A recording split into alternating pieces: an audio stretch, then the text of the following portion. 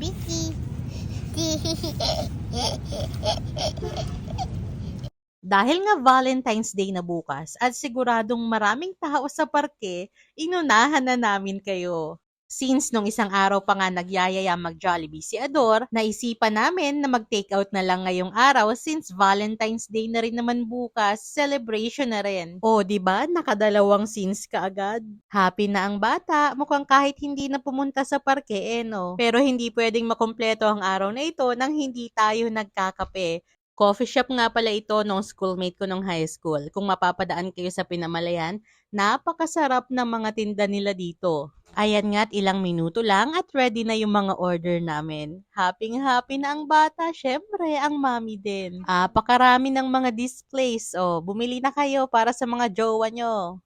Uy, bakit parang bitter yung pagkasabi ko? Daddy, pabili daw si Mami.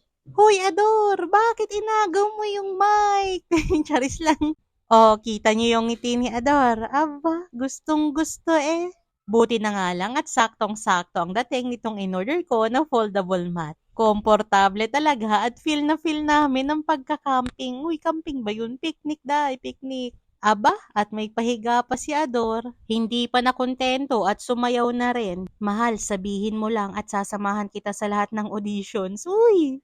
Oh, happy Valentine's Day na lang sa inyo. Paki-follow and share na lang ulit. Salamat!